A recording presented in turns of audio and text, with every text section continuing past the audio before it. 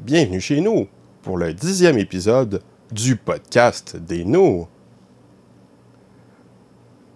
où on va parler de Elfen Lied, l'anime et le manga.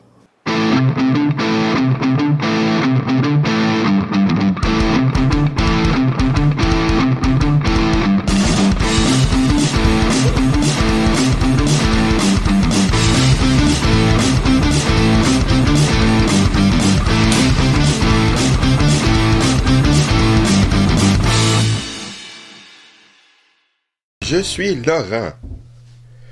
Je vous présente le podcast des nous. Voici la chronique culturelle. Voici maintenant la chronique culturelle. Parce que nous autres, on est culturés, man. Cette semaine, je vais tricher un peu, puisque je vais parler de plusieurs choses qui se rattachent à un seul titre. Je vais vous parler donc de Elfen Lied. En 2004, il y a eu une série animée de 13 épisodes, plus un épisode pour la vidéo qui se passe entre le 10e et le 11e, ou plus spécifiquement vers le début du 11e. C'est adapté d'un manga en 12 volumes qui était alors en cours de publication de 2002 à 2005. On a dû inventer pour le dessin animé sa propre fin. Ce commentaire est différent de ce que je souhaite faire normalement, puisqu'il s'agit d'un dessin animé que j'ai déjà vu il y a de nombreuses années, mais je m'en souviens assez vaguement. En dehors que c'était pas mal intéressant, mais que la fin m'a fait déçu. Je n'ai d'ailleurs pas été déçu à ce sujet. J'y reviendrai. La série est reconnue par sa violence. Elle a clairement quelques scènes violentes, et même parfois vraiment très violentes. Mais ce n'est pourtant pas l'impression que je ressors le plus de cette série. Le premier épisode commence par l'évasion ultra-violente d'une fille ayant servi de rat de laboratoire ou quelque chose du genre, semble-t-il, dotée de pouvoirs paranormaux. Ce qui m'a frappé dans cette séquence, ironiquement, est plus un ennui suite à la répétition de voir des gardes se faire exploser, ce qu'on voit à peine. Cette entrée en matière ne me semble pas vraiment gratuite, elle permet d'écrémer le public. Cette série contient plusieurs moments difficiles, mais surtout elle aborde des sujets un peu difficiles, sans aucun doute trop complexes et difficiles pour un public d'enfants. Cette fille va tomber sur un gars qui va assez rapidement la recueillir, avec une amie d'enfance et d'autres personnages qui seront recueillis par la suite. La fille semble avoir une seconde identité ayant oublié son passé et toutes ses connaissances, y compris la parole, puisqu'elle ne cesse de dire « Nu ». Elle sera nommée donc ainsi « Nu » par le gars et son ami. Ce personnage gentil qui l'a recueilli cache un passé tragique, la mort de sa famille. Se joindront à l'histoire divers personnages secondaires, les plus notables étant bien sûr un scientifique qui recherche la fille qui s'est évadée, son boss, un militaire extrême qui la pourchasse, une fille qui se balade avec un chien, et surtout une autre fille qui provient du même labo et va chercher à capturer l'évadé dont la situation va évoluer. La série contient de temps à autre des scènes d'action assez bien réussies et de nombreuses scènes concernant l'organisation qui détenait Nyu ou le type de créature qu'elle est, avec des révélations et surtout du mystère.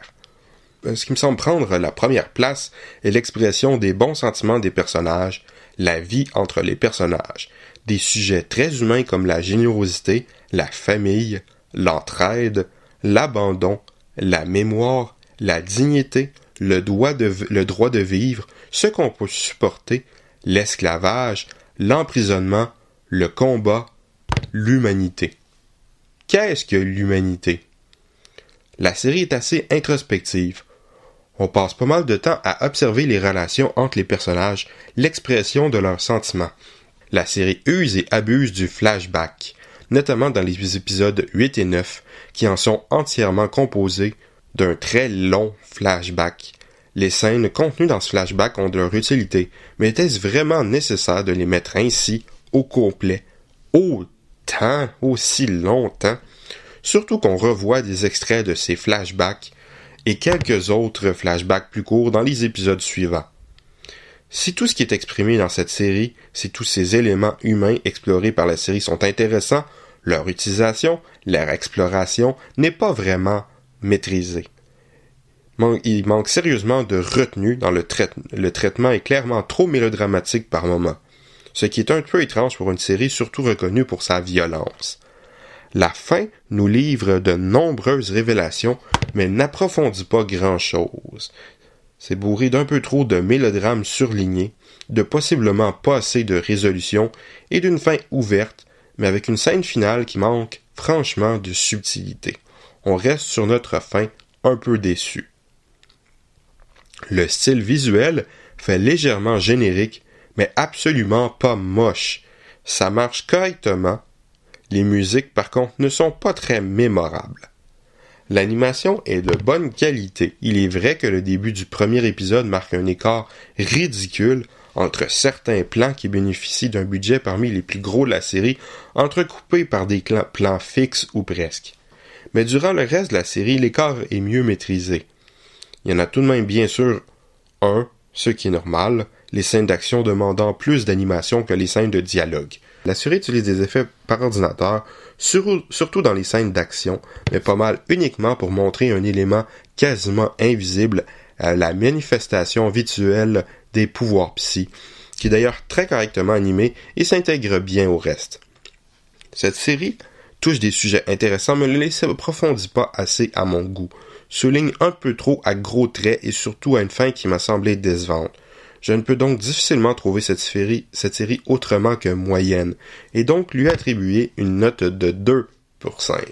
Pour ceux qui ne se souviennent pas de mon système de notation, ou bien qui n'ont pas vu les épisodes précédents, je donne toujours une note sur 5, 5 étant un chef-d'œuvre, 4 étant une œuvre particulièrement réussie, 3 étant un divertissement honnête, 2 étant une œuvre moyenne, 1 étant quelque chose de mauvais, et 0 étant une nullité absolue. 2 sur 5, c'est moyen, mais c'est pas mauvais. J'hésite entre donner la même note ou un 3 sur 5 pour l'épisode pour la vidéo, qui est un ajout un peu inutile, avec un peu d'humour, qui cherche surtout à approfondir un personnage secondaire, celui d'une autre fille avec des pouvoirs, n'ayant pas grand-chose, mais au moins, c'est pas chiant et correctement fait aussi. La série animée est très moyenne, mais cela m'intriguait d'en voir plus. Il n'y a pas eu de seconde saison.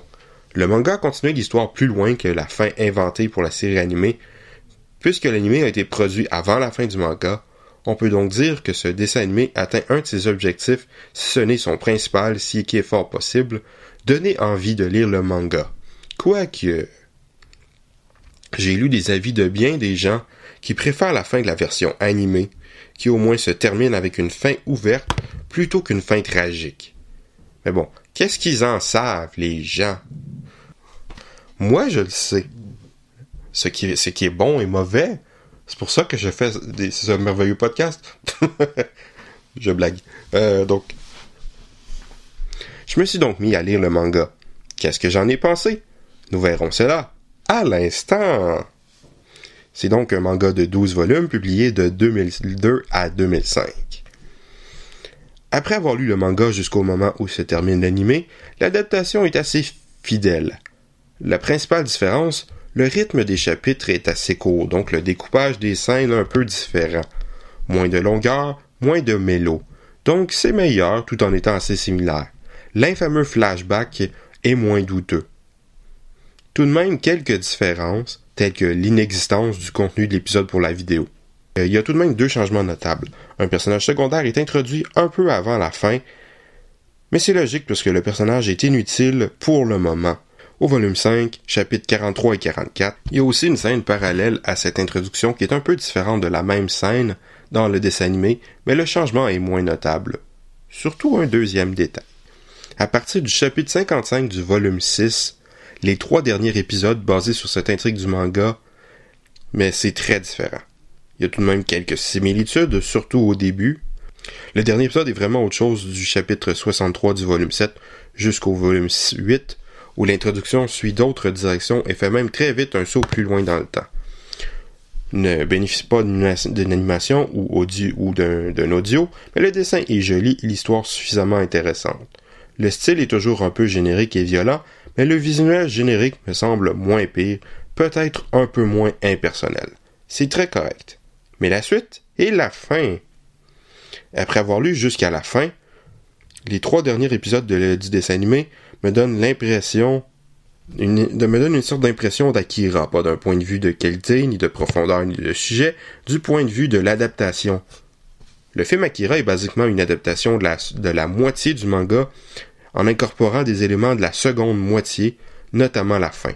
Les 3 derniers épisodes du dessin animé sont basés sur l'intrigue des chapitres concernés du manga, mais intègrent divers éléments de toute la suite du manga jusqu'à la fin. Il aurait été difficile de faire une seconde saison en tout cas. La suite de l'intrigue me semble souffrir de quelques problèmes. Par moments, il y a des longueurs, un peu trop d'exposition, un peu trop de trucs un peu bizarres et compliqués qui ne servent à rien, un peu trop de multiples intrigues simultanées qui se ralentissent les unes les autres. Mais tout cela amène à un certain soulagement, une fin plus intéressante par l'émotion que par le blabla explicatif. S'il y a quelques défauts, cela ne signifie pas que ce soit mauvais. Je comprends que des gens préfèrent la fin ouverte du dessin animé, on n'a pas envie que ça se termine aussi mal. On veut sans doute que l'intrigue se continue, qu'il reste du mystère. Mais je ne partage pas cet avis. Cette fin est très bien en soi, une fin triste me semblait inévitable, et je ne l'ai pas trouvée si tant triste. Oui, c'est tragique, mais ça me semble un peu bittersweet. Il y a de la joie au milieu de cette tristesse, particulièrement avec l'épilogue. Oui, ça finit mal, mais au moins les personnages ont l'opportunité d'exprimer leurs sentiments. Ce n'est pas tragique ou autant tragique pour tout le monde. La vie continue avec ses bonheurs et ses souvenirs. Un peu mélodramatique, mais ça m'a pas semblé trop abusé. En bref, je crois que le manga est bien meilleur que le dessin animé, malgré quelques lenteurs, quelques éléments stupides, un peu de mélodrame, un style un peu générique, de l'inutile complexification, comme les Japonais en ont le secret. C'est mieux réussi par une meilleure construction narrative qui ne s'étend pas autant en longueur. Le comble pour un dessin animé de 13 épisodes, 14 en comptant l'épisode pour la vidéo, et une véritable fin conclusive. Ce manga n'est bien sûr pas extraordinaire, mais très correct, un assez bon moment, qu'on veut lire sans interruption à certains moments, un page turner, comme un bon Stephen King, mais qui implique beaucoup moins à d'autres moments, où on pourrait s'arrêter de lire pour plusieurs mois. Je donne donc à la version manga la note de 3 sur 5. Au revoir et à bientôt.